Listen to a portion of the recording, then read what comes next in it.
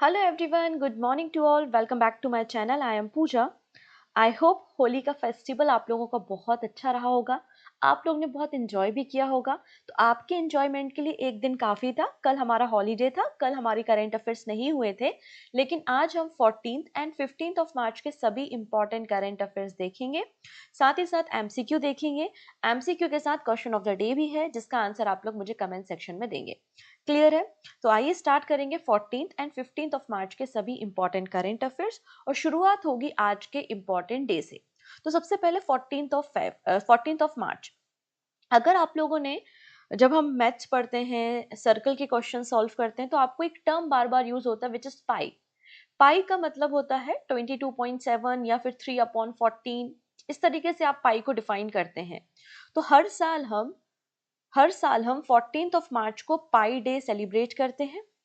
ये जो पाई सिंबल है, ये जो आपका पाई सिंबल दिखाई देता है, ये किसने इंट्रोड्यूस किया था? एक मैथमेटिशियन थे जिनका नाम है विलियम जॉन। इन्होंने इसे इंट्रोड्यूस किया था और पहली बार पाई डे 1988 में सेलिब्रेट किया था। बाद में यूनेस्को ने, यूनेस्को की जब 40th नंबर की जनरल असेंबली की कॉन्फ्रेंस हो रही थी, तब इन्होंने 2019 में पाई डे को रिकॉग्नाइज किया था as a international day of mathematics. तो अगर आपसे पूछ लिया जाए इंटरनेशनल डे ऑफ मैथमेटिक्स कब मनाया जाता है, तो 14 मार्च को मनाया जाता है, जब पाई डे होता है। और पाई डे मतलब 14 मार्च को ही अल्बर्ट आइंस्टाइन का भी बर्थडे होता है। तो पाई डे हमने सेलिब्रेट किया 14th ऑफ मार्च को। 14th ऑफ मार्च को एक और इंपॉर्टेंट डे था, international day of action for reverse. अब हमारे देश में ही नहीं, पूरे वर्ल्ड में एक बहुत बड़ा क्राइसिस है वाटर का। लगातार रिवर जो हो रही हैं, उनका इनकैचमेंट एरिया कम होता जा रहा है, पॉल्यूशन लेवल इंक्रीज होता जा रहा है, राइट। और बर्डन बहुत ज्यादा है नदियों पे, तो नदियों को हमें कंजर्व करना है, आसपास का जो एरिया है उसे साफ सफाई करना है। International day of action for river हम 14 मार्च को मनाते हैं, और इस साल 28th एडिशन आपको देखने को मिलेगा। पहली बार ये जो सेलिब्रेशन हुआ था वो 1997 में ब्राजील में हुआ था। ना बात करेंगे थीम के बारे में, तो थीम है our river our future. Our river our future, ये हमारी थीम आपको देखने को मिल जाएगी। आज है 15th ऑफ मार्च। आप लोगों ने कई सारे कैंपेन्स के बारे में, कई सारे एडवर्टाइजमेंट भी देखे होंगे, जैसे कि जागो ग्राहक जागो। इसका पर्पस क्या है? कंज्यूमर्स के राइट, हमारे राइट्स क्या हैं, उसके बारे में लोगों को अवेयरनेस दिलाना। तो world consumer rights day 15th of March को मनाया जाता है। पहली बार 1983 में से मनाया गया था। एक्चुअली अमेरिका के उस समय राष्ट्रपति थे जिनका नाम था जॉन एफ कैनेडी। इन्होंने पहली बार कंज्यूमर राइट्स के बारे में बात की थी 1962 में। इसलिए डिसाइड किया हर साल 1983 से हम world consumer rights day celebrate करते हैं। This is important day. ये क्वेश्चन कई बार एग्जाम में बना है, इसलिए आप इसे याद रखेंगे। थीम क्या है? A just transition to sustainable lifestyle. A just transition to sustainable lifestyle, ये आपको थीम देखने को मिल जाएगी वर्ल्ड कंज्यूमर राइट्स डे की। तो 14 और 15 मार्च को हमने कौन कौन से इंपॉर्टेंट डे सेलिब्रेट किए हैं वो मैंने आपके साथ डिस्कस कर दिए। चलिए फर्दर डिस्कशन हम यहाँ पे स्टार्ट करते हैं। मैं आपको बताना चाहती हूँ, डेली करंट अफेयर्स होते हैं आपके, हर एक वनडे एग्जाम को कवर करते हैं। तो अगर अभी तक आपने दोस्तों के साथ, भाई बंधुओं के साथ लिंक को शेयर नहीं किया है, तो लिंक को शेयर कर देंगे। पहली बार आए हैं तो सब्सक्राइब कर लेंगे, और हाँ जी, लाइक बटन पे क्लिक करना नहीं भूलेंगे। अब बहुत से बच्चा परेशान होता है यार पीडीएफ के लिए। इतना परेशान होने की जरूरत नहीं है, डिस्क्रिप्शन पे जाओ, टेलीग्राम की लिंक अवेलेबल है, ज्वाइन कर लो। टेलीग्राम से फ्री ऑफ कॉस्ट आप करेंट अफेयर्स की पीडीएफ डाउनलोड कर सकते हैं। इसके अलावा डेली करेंट अफेयर्स के क्विज भी अपलोड होते हैं, तो आप उनको भी ज्वाइन कर सकते हैं, कोई प्रॉब्लम नहीं है। चलिए अब देश दुनिया की बाकी सभी खबरों पे हम बात करेंगे। वीडियो को एंड तक देखना है, और एंड में क्वेश्चन ऑफ द डे है, जिसका आंसर सभी को करना है कमेंट सेक्शन में। बातें क्लियर है? चलो, अब आप लोग ने रुपए का साइन देखा होगा हमारी करेंसी में। इस तरीके से रुपए का साइन आपको देखने को मिलता है, सभी ने देखा होगा, सभी ने नोट देखे होंगे, होता है ना। अब यहाँ पे तमिलनाडु गवर्नमेंट का कुछ अलग चल रहा है। इन्होंने, वो हिंदी को काफी रजिस्ट किया जाता है। सभी लोग जो भी साउथ के होंगे या फिर जो नॉर्थ के हैं और कभी साउथ गए हैं, तो उनको पता होगा कि हिंदी भाषा को उतना ज्यादा रिकॉग्नाइज नहीं किया जाता। हिंदी के खिलाफ एक रेजिस्टेंस है, वो अपनी वर्नाकुलर लैंग्वेज या फिर लोकल लैंग्वेज को ही प्रमोट करते हैं। अभी आपने कर्नाटका का तो इशू सुना ही होगा, ठीक है। तो यहाँ पे ये जो रुपी का सिंबल होता है, अपने बजट में से रिप्लेस किया है तमिलनाडु गवर्नमेंट ने, और उसको तमिल लैंग्वेज में कुछ इस तरीके से आपको देखने को मिलेगा। मतलब ये जो आपका साइन है रुपी का, वो रिप्लेसमेंट हुआ है इससे तमिलनाडु गवर्नमेंट के द्वारा, ठीक है। नया लोगो आपको देखने को मिल रहा है। तो तमिलनाडु गवर्नमेंट ने रिप्लेस किया है ऑफिशियल इंडियन रुपी सिंबल को बाय द तमिल लेटर रू।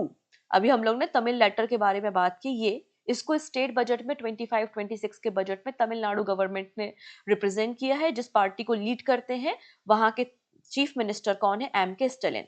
ठीक है, अगर हम इस रुपी साइन के बारे में बात करें तो इसे अडॉप्ट कब किया गया था? तो 15 जुलाई 2010। आप इस दिन को याद रखना, 15 जुलाई 2010 को ये जो रुपी का साइन है इसको हमने अडॉप्ट किया था। और आईआईटी बॉम्बे के एक डिजाइनर रहे हैं उदय कुमार, उन्होंने इस डिजाइन को तैयार करने का काम किया है। ठीक है, यहाँ पे जो आर है ये देवनागरी स्क्रिप्ट में आपको देखने को मिल जाएगा। ठीक है, यहाँ पे जो इक्वल साइन है वो एक तरीके से आपका इकोनॉमी स्टेबिलिटी को इंडिकेट करता है, और ये जो पैरेलल लाइंस है ये हमारे इंडियन नेशनल फ्लैग को इंडिकेट करती हैं।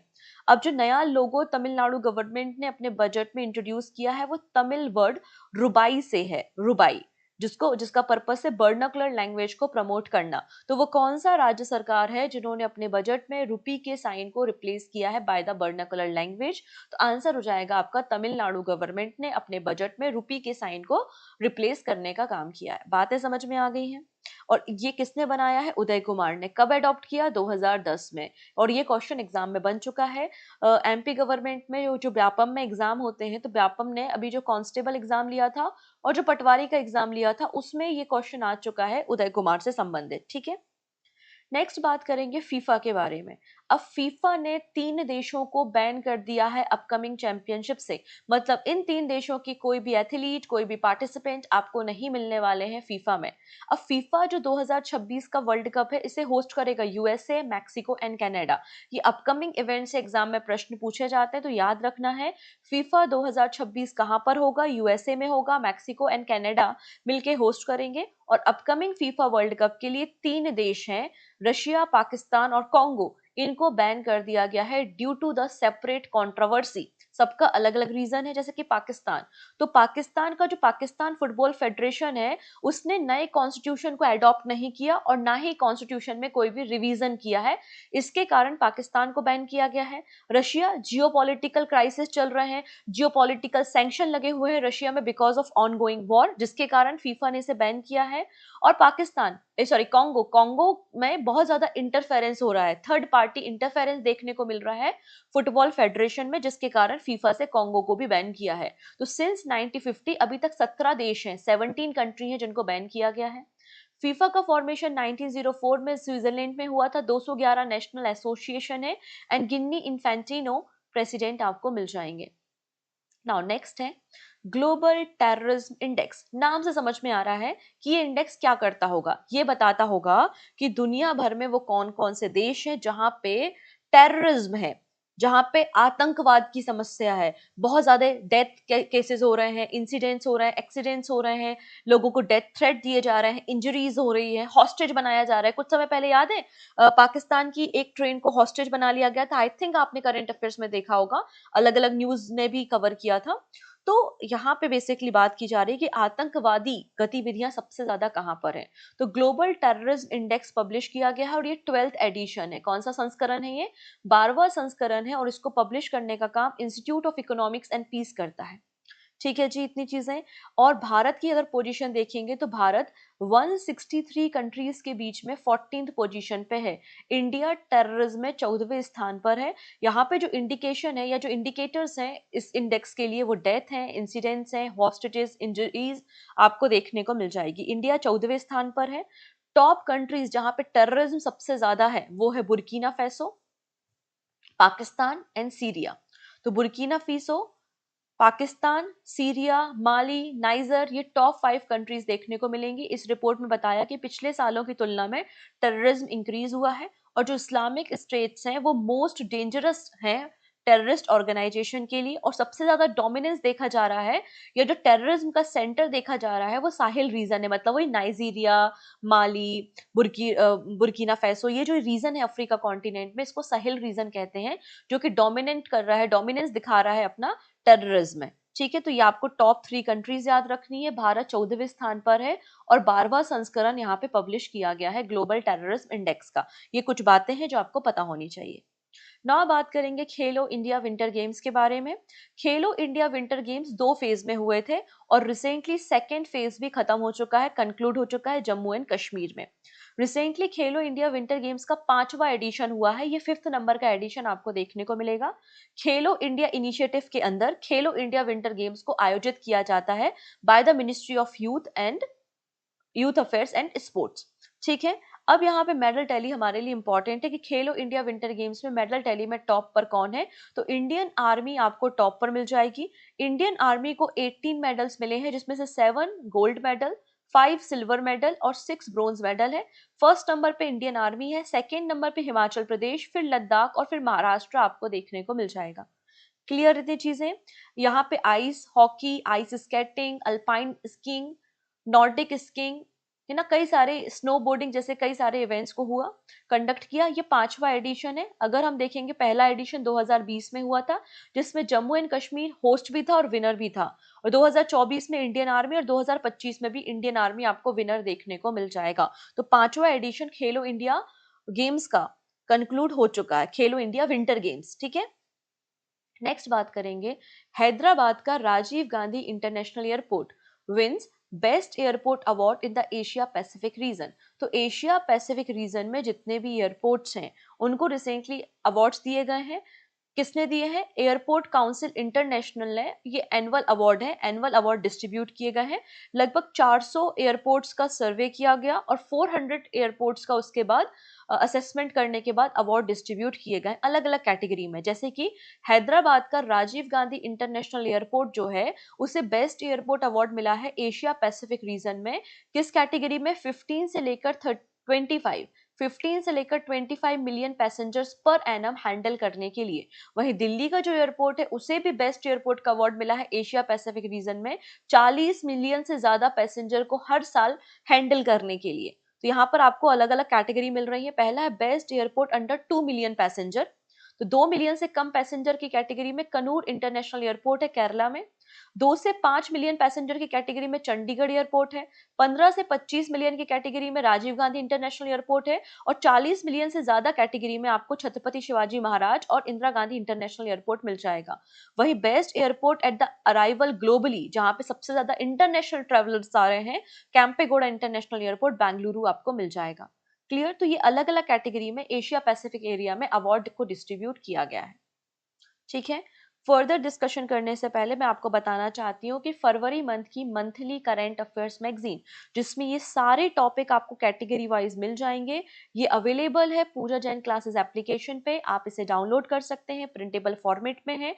और रिवीजन पर्पस करने के लिए, रिवीजन के लिए आपका ये 300 एमसीक्यू से 300 से ज्यादा एमसीक्यू है और पूरे मंथ के 1 लाइनर भी अवेलेबल है केवल 25 रुपए में, 25 रुपीज में पूजा जैन क्लासेस एप्लीकेशन पे अगेन आप विजिट कर सकते हैं और इसे डाउनलोड कर सकते हैं। ठीक है जी, चलिए अगली कहानी समझते हैं। अगली कहानी समझने से पहले एक और छोटी सी बात, अगर आपको थोड़ा सा भी डाउट रहता है, कंफ्यूजन रहता है कि करंट अफेयर्स रिलायबल है कि नहीं, पढ़ना चाहिए या नहीं पढ़ना चाहिए, कोई और सोर्स फॉलो करना चाहिए, तो इतना कंफ्यूजन मत रखो। ऐसे कई सारे बच्चे हैं जिन्होंने हमारे करंट अफेयर्स को पढ़कर एग्जाम को क्वालिफाई किया है। ठीक है, तो आप बिल्कुल, और मुझे 5 साल का अनुभव भी है, गवर्नमेंट जॉब में भी हूं मैं, तो मैं अपने अनुभव से बता रही हूँ कि आपको परेशान होने की जरूरत नहीं है। जो करंट अफेयर्स कैटेगरी वाइज मैं आपको बता रही हूँ वो सफिशियंट है। बस आपको इतना याद रखना है कि आपको कितनी बार रिवाइज करना है, कैसे रिवाइज करना है। आपको वीकली करंट अफेयर्स भी देखने हैं, मंथली भी देखना है, मतलब आपका रिवीजन प्रॉपर होना चाहिए। तो आप बिल्कुल इजिली करंट अफेयर्स को अटेम्प्ट कर पाओगे, एग्जाम को क्वालिफाई कर पाओगे। ठीक है जी, इतनी चीजें तो बिल्कुल आप यहाँ पे निस्फिकर होके करंट अफेयर्स को फॉलो कर सकते हैं और अपने फ्रेंड को भी लिंक को शेयर कर सकते हैं। ठीक है, चलिए नेक्स्ट बात करते हैं। Armenia and Azerbaijan peace treaty. लंबे समय से एक कहानी चल रही है अर्मेनिया और अजरबैजान के बीच में। ये अर्मेनिया है, ये अजरबैजान है, और यहाँ पर एक छोटा सा टेरिटरी है जिसका नाम है नोग्रेनो काराबाख। ये जो रीजन है वो काफी समय से विवादित है, डिस्प्यूटेड है अर्मेनिया और अजरबैजान के बीच में। अब यहाँ पे लगभग 4 डिके, मतलब लगभग 40 सालों से ये डिस्प्यूट आपको देखने को मिल रहा है। और इन दोनों के बीच में जो कॉन्फ्लिक्ट है, इसके बीच में दोनों देश तैयार हुए हैं पीस ट्रीटी को साइन करने के लिए। ठीक है, अगर मैं आपको नगोर्नो काराबाख रीजन के बारे में बात करूं, तो इस तरफ आता है कैस्पियन सी, इस तरफ आता है ब्लैक सी। तो ब्लैक सी और कैस्पियन सी के बीच में आपको एक लैंडलॉक माउंटेन रीजन देखने को मिल जाता है, जो इंटरनेशनली रिकॉग्नाइज किया जाता है अजरबैजान का पार्ट। लेकिन यहाँ पे जो 90% पॉपुलेशन है वो अर्मेनिया के एथनिक ग्रुप से बिलोंग करती है। क्लियर हो रहा है? इंटरनेशनली रिकॉग्नाइज किया गया है बाय द अजरबैजान, लेकिन मैक्सिमम पॉपुलेशन किस ग्रुप की है? अर्मेनिया ग्रुप की है। तो यहाँ पे लंबे समय से डिस्प्यूट चलता है, अर्मेनिया इसको अपना पार्ट मानता है, तो काफी डिस्प्यूट आपको देखने को मिल रहा है। फाइनली दोनों देश तैयार हुए हैं पीस ट्रीटी के लिए। नाउ बात करते हैं कॉन्फ्लिक्ट के बारे में। जब अजरबैजान इंडिपेंडेंट हुआ था, तब पहली बार 1988 से लेकर 1994 के बीच में नगरोनो काराबाख वॉर हुई थी, और 2023 में अजरबैजान ने इस पे फुल कंट्रोल ले लिया था। लेकिन यहाँ पर लगभग 24,000 मिलिट्री ऑपरेशन, मतलब 24 घंटे के अंदर मिलिट्री ऑपरेशन हुए, और लगभग 1,20,000 से ज्यादा अर्मेनिया के लोग यहाँ पर रहते हैं। अर्मेनिया आप यहाँ पे देख सकते हैं, ये भी लैंडलॉक कंट्री आपको मिल जाएगी। टर्की के साथ, जॉर्जिया के साथ, अजरबैजान और ईरान के साथ ये बॉर्डर शेयर करता हुआ भी दिखाई देगा। अर्मेनिया की जो हाईएस्ट पीक है उसका नाम है माउंट एरागट्स। ठीक है, यहाँ पे अरास रिवर बहती है। अरास रिवर जो है यहाँ पे फ्लो होने का काम करती है। और lake Siwan, largest fresh water lake आपको अर्मेनिया की देखने को मिल जाएगी। अर्मेनिया के बाद अजरबैजान है, जो कि रशिया, जॉर्जिया, अर्मेनिया, ईरान और कैस्पियन सी के साथ बॉर्डर शेयर करता है। इसकी कैपिटल बाकू है। माउंटेन काकेकस माउंटेन रेंज आपको मिल जाएगी। मेजर रिवर जो है वो कूरा और अरास रिवर है। एक क्वेश्चन बार बार एग्जाम में पूछा जाता है कि कैस्पियन सी के साथ कौन कौन से देश बॉर्डर शेयर करते हैं, तो इसकी एक ट्रिक है तारीख। आपको ये पांचों कंट्रीज के नाम याद होना चाहिए: तुर्कमेनिस्तान, अजरबैजान, रशिया, ईरान और कजाकिस्तान। ये क्वेश्चन कई बार एग्जाम में बना हुआ है। ना बात करते हैं finance ministry notify zero coupon bond for power finance corporation. तो फाइनेंस मिनिस्ट्री ने नोटिफाई किए हैं कि यहाँ पे power finance corporation zero coupon bonds को इशू कर सकती है। अब ये जीरो कूपन बॉन्ड्स क्या होते हैं पहले वो समझते हैं, उसके बाद हम रिमेनिंग कहानी को समझेंगे। तो देखिएगा, जब आप बॉन्ड लेते हैं तो बॉन्ड क्या होते हैं? आपके डेट इंस्ट्रूमेंट्स होते हैं। किसी कंपनी को, प्राइवेट एजेंसीज को जब फंड रेज करने होते हैं तो वो मार्केट में बॉन्ड लेकर आती है। ये बॉन्ड जो होते हैं इनका एक मैच्योरिटी पीरियड होता है, और इस बॉन्ड पे आपको क्या मिलता है? इंटरेस्ट मिलता है। करेक्ट है। लेकिन यहाँ पे जो जीरो कूपन बॉन्ड होते हैं इस पे एनुअली कोई भी इंटरेस्ट नहीं मिलता।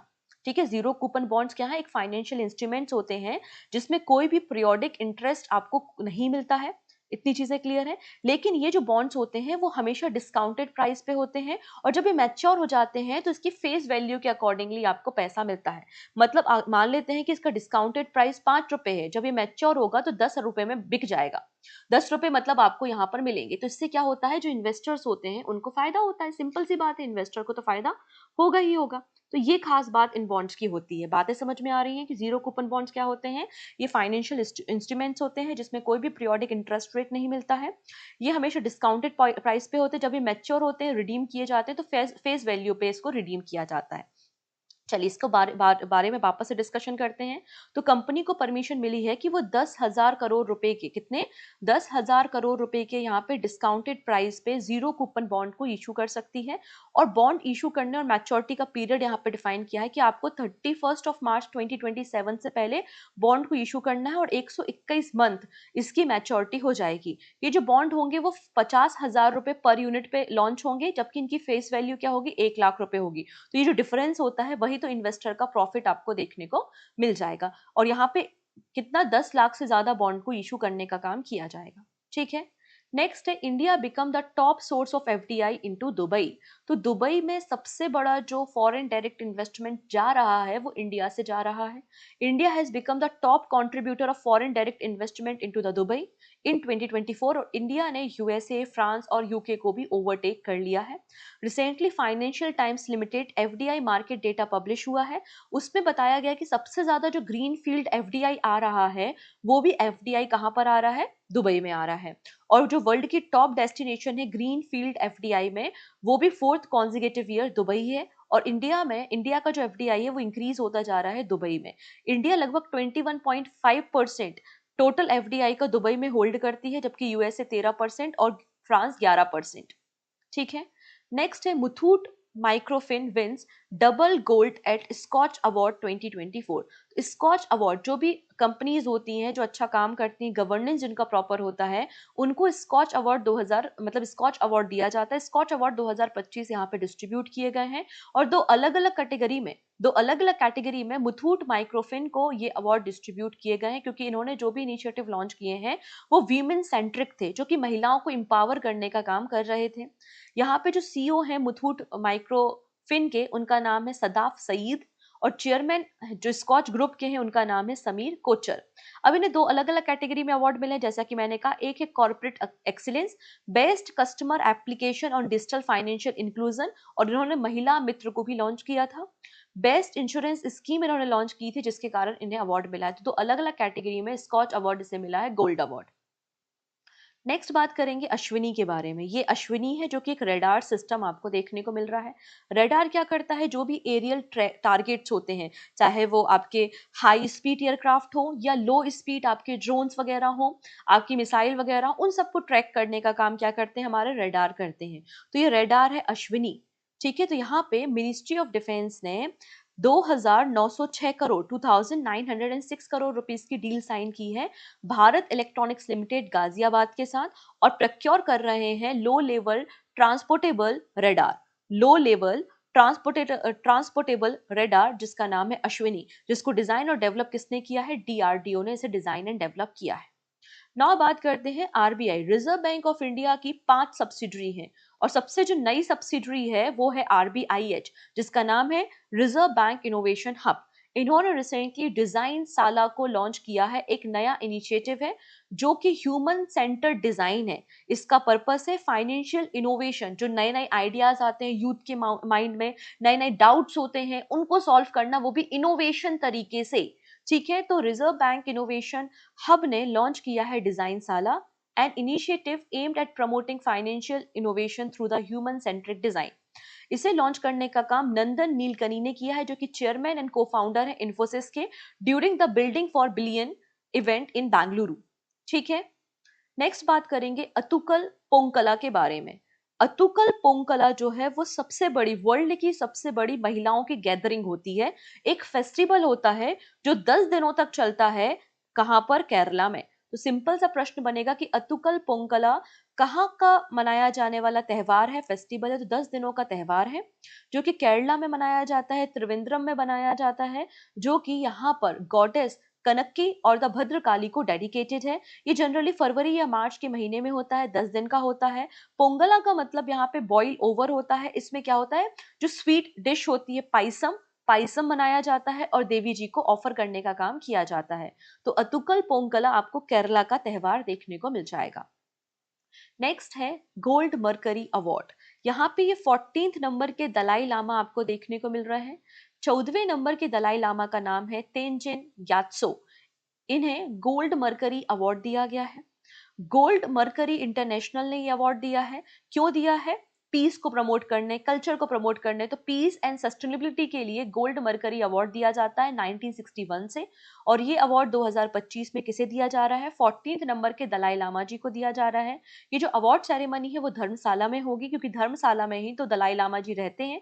कब होगी अवार्ड सेरेमनी, 31 मार्च 2025 को होगी। क्लियर है। चलिए अब कुछ प्रश्नों को देखेंगे हम। पहला है सुभद्रा योजना। मुझे याद है बहुत अच्छे से, ये योजना मैंने आपको पहले डिस्कस की है।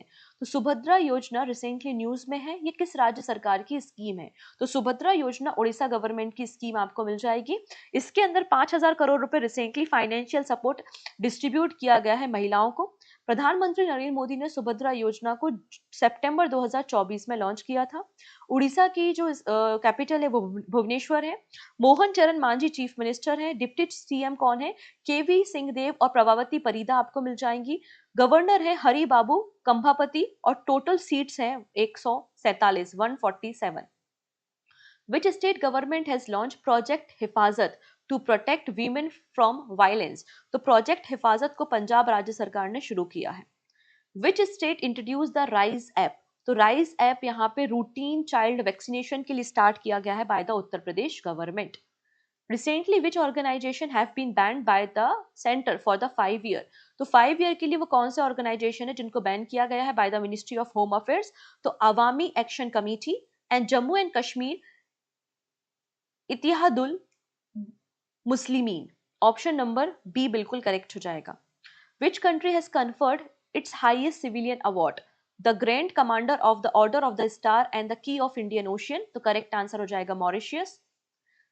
माझी लड़की बहन योजना रिसेंटली न्यूज में है, ये किस राज्य सरकार की स्कीम है? तो माझी लड़की बहन योजना आपको देखने को मिल जाएगी महाराष्ट्र गवर्नमेंट की, जिसमें 1500 रुपए पर मंथ प्रोवाइड किए जाते हैं।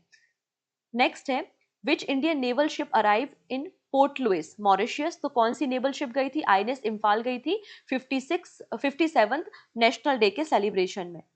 नेक्स्ट है, best picture award IIFA awards category में किसने जीता है? तो बेस्ट पिक्चर अवार्ड है Laapataa Ladies, option number C. Next है, मिनिस्ट्री ऑफ डिफेंस ने 2906 करोड़ रुपए का कॉन्ट्रैक्ट साइन किया है प्रोक्योरमेंट के लिए लो लेवल ट्रांसपोर्टेबल रडार। ये रडार किसने, मतलब किस कंपनी के साथ एग्रीमेंट हुआ है? तो एग्रीमेंट हुआ है बीईएल के साथ। डिजाइन एंड डेवलप किसने किया है? तो डीआरडीओ ने डेवलप किया है। ठीक है। नेक्स्ट है, how much annual allocation has the Jammu and Kashmir government decided for each MLA under the constituency development fund scheme. तो कॉन्स्टिट्यूंसी को डेवलप करने के लिए हर साल, मतलब जो हर एक एमएलए है जम्मू एंड कश्मीर में, कितना पैसा दिया जाएगा? आंसर हो जाएगा 3 करोड़ रुपए दिया जाएगा, ऑप्शन नंबर सी बिल्कुल करेक्ट है। तो हम लोगों ने 13 मार्च को क्या क्या पढ़ा था एक बार रिकैप कर लेते हैं और फिर हम क्वेश्चन ऑफ द डे को देखेंगे। तो सबसे पहले हम लोग ने आईफा अवार्ड के बारे में देखा था, जयपुर में ये सेरेमनी हुई थी। बेस्ट पिक्चर अवार्ड लापता लेडीज को मिला है। बेस्ट एक्टर कार्तिक आर्यन है भूल भुलैया के लिए। बेस्ट एक्ट्रेस है निताशी गोयल जो कि लापता लेडीज में काम किया था, और उसकी डायरेक्टर कौन है? लापता लेडीज की किरण राव है, जिनको बेस्ट डायरेक्टर अवार्ड मिला है। आईआईटी खड़गपुर के जो प्रोफेसर है जिनका नाम है प्रोफेसर सुमन चक्रवर्ती, इनको यूनेस्को टॉस अवार्ड दिया गया है। प्राइम मिनिस्टर मोदी को मॉरिशस का हाईएस्ट सिविलियन अवार्ड मिला है, और इंडिया और मॉरिशस के बीच में 8 एग्रीमेंट भी साइन हुए हैं। गवर्नमेंट ऑफ इंडिया ने free import of urad pulses extend किया है टिल 31 मार्च 2026। अवामी एक्शन कमेटी को बैन किया गया है 5 सालों के लिए। नेशनल आर्काइव ऑफ इंडिया का 135 फाउंडेशन डे सेलिब्रेट किया गया, और ज्ञान भारतम मिशन की शुरुआत हुई है। डिजिटल पेमेंट ट्रांजेक्शन हमारे देश में 46% इंक्रीज हुआ है। इरडई ने यहाँ पर एक हैंडबुक लॉन्च की है जिसमें बताया है कि क्लेम सेटलमेंट रेशियो क्या है। तो पब्लिक सेक्टर में सबसे ज्यादा क्लेम सेटलमेंट रेशियो एलआईसी का है। चाइना ने लार्ज फेस्ड एरे रडार को डिप्लॉय किया है म्यांमार बॉर्डर पे। इंडिया और बांग्लादेश के बीच में कॉर्पोरेट और बोंगो सागर नेवल एक्सरसाइज हुई है बे ऑफ बंगाल में। एलॉन मस्क की स्टार लाइन कंपनी भारत में एंटर कर रही है, और इसके लिए इन्होंने भारतीय एयरटेल और जियो के साथ कोलैब किया है। फिर हम लोगों ने वर्ल्ड एयर क्वालिटी रिपोर्ट के बारे में बात की थी। इंडिया वर्ल्ड में 5वें नंबर पे मोस्ट पॉल्यूटेड कंट्री है। फर्स्ट नंबर पे आपको चार्ट देखने को मिल जाएगा। यूपी ने राइज एप्लीकेशन को लॉन्च किया था for digital monitoring of child vaccination programme. Atul Kumar Goyal ji जो है वो चीफ एग्जीक्यूटिव बन गए हैं इंडियन बैंक एसोसिएशन के, और bank of India and Indian army ने एग्रीमेंट साइन किया है फॉर रक्षक सैलरी पैकेज। ये सारी बातें हम लोगों ने प्रीवियस क्लास में देखी थी। Now this is your question of the day. यहाँ पे प्रधानमंत्री श्रम योगी मानधन योजना के बारे में बात हो रही है, जिसके 6 साल कंप्लीट हुए हैं। इसके बारे में 2 स्टेटमेंट है। इसे मैनेज करने का काम एलआईसी करता है। मिनिस्ट्री ऑफ लेबर एम्प्लॉयमेंट के अंदर ये स्कीम 2019 में लॉन्च की गई थी। इन दोनों स्टेटमेंट को आप आराम से पढ़िए, और जो भी सही आंसर है वो आप मुझे कमेंट सेक्शन में बता सकते हैं। आज के लिए इतना ही, बाकी सारी बातें हम अपकमिंग वीडियो में करेंगे। मोर अपडेट के लिए आप जुड़े रह सकते हैं और टेलीग्राम को ज्वाइन कर सकते हैं फॉर पीडीएफ। सो मिलते हैं नेक्स्ट वीडियो में। Take care and bye bye.